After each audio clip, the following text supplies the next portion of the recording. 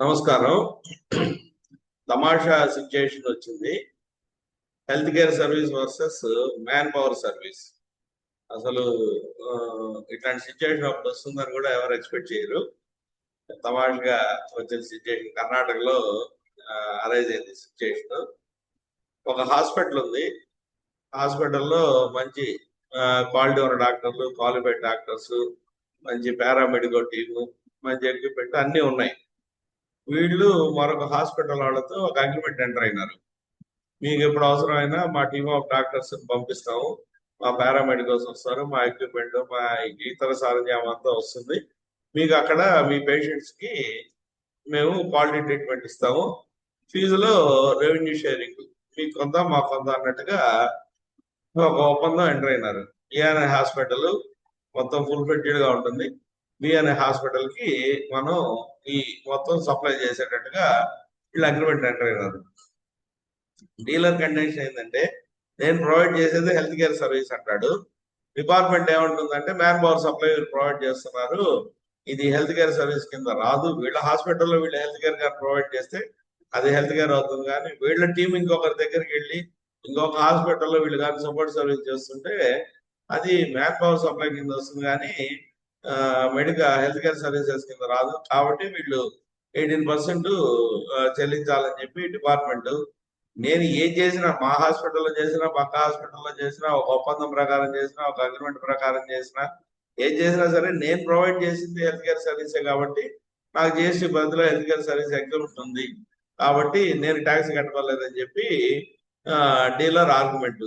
ఇది కర్ణాటక హైకోర్టు ముందుకు పోయినప్పుడు అసలు ఇష్యూ ఏంటంటే, ఒక హాస్పిటల్, ఏఆర్ హాస్పిటల్ ఇందాక అనుకున్నా కదా, health care global enterprises limited, HCG short cut లో హెల్త్ కేర్ గ్లోబల్ ఎంటర్ప్రైజ్ అనే వాళ్ళు Suchirayu health care solutions limited అనే వాళ్ళకి ఒక అగ్రిమెంట్ ద్వారా అన్ని services, medical services to the patients admitted at Suchirayu health care solutions లో ఆ హాస్పిటల్ అడ్మిట్ అయిన వాళ్ళకి వీళ్ళ టీమ్ ఆఫ్ డాక్టర్స్ ద్వారా, స్పెషలిస్ట్ల ద్వారా, పారామెడిక్స్ ద్వారా వీళ్ళు సర్వీస్ ప్రొవైడ్ చేస్తున్నారు.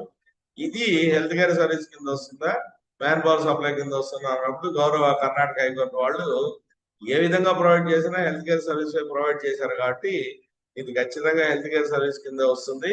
దీనికి ఆ ఎగ్జామ్షన్ నోటిఫికేషన్ 12 ప్రకారంగా సీరియల్ నెంబరు, ఎంట్రీ నెంబరు 74 ప్రకారంగా వీళ్ళకి ఎగ్జామ్షన్ అనేది ఎక్స్టెండ్ అవుతుంది. Notification number 12, date 28 June 2007, specifically entry 74, heading 9993. అలాగే CBIC circular 32/2018 which clarifies that healthcare services provided by clinical establishment, authorized medical practitioner, paramedics are exemption. So ఏ విధంగా provide చేసినా ఇది exemption కింద వస్తుందని చెప్పి చెప్పడం జరిగింది. ఇక్కడ ఇంకొక మంచి సుప్రీంకోర్టు జడ్జిమెంట్ ని వీళ్ళు రెఫర్ చేశారు. భవిష్యత్తులో మనకు కూడా ఈ జడ్జిమెంట్ చాలా బాగా ఉపయోగపడుతుంది లీగల్ సైడ్ ప్రాక్టీస్ చేసే వాళ్ళకి. దయచేసి ఈ సైటేషన్ కూడా గుర్తుపెట్టుకోండి. Commission of central excise versus Acer India limited. వీళ్ళు ఏం చెప్తున్నారంటే, tax cannot be levied indirectly on a service that is exempt from direct taxation. ఒక ఎంట్రీ కింద నీకు ఎగ్జామ్స్ ఇచ్చినప్పుడు దాన్ని నువ్వు ఇండైరెక్ట్ గా మనం తిరిగి ట్యాక్స్ వేయడానికి లేదు. Tax cannot be levied indirectly on a service that exempted from A that is exempt from A direct taxation. So ఇది చాలా మంచి జడ్జిమెంట్ సుప్రీంకోర్టు వాళ్ళ, గౌరవ సుప్రీంకోర్టు వాళ్ళు ఇచ్చింది. Commission of central excise versus Acer India limited. ఇవన్నీ చెప్పి argue చేసిన తర్వాత డిపార్ట్మెంట్ ఆర్గ్యుమెంట్, వీళ్ళు రెవెన్యూ షేరింగ్ లో ఉన్నారు, ఇది సప్లై ఆఫ్ మ్యాన్ పవర్ అవుతుంది, బిజినెస్ సపోర్ట్ సర్వీసెస్ కింద వస్తుంది, ఇది హెల్త్ కేర్ సర్వీసెస్ కింద ఎలా వస్తుంది, taxable as business to business transaction B2B కింద అని చెప్పి డిపార్ట్మెంట్ వాళ్ళు కండక్ట్ చేసినా కూడా గౌరవ హైకోర్టు వాళ్ళు ఒప్పుకోకుండా ఈ ఎగ్జామ్షన్ ని ఎక్స్టెండ్ చేయడం జరిగింది.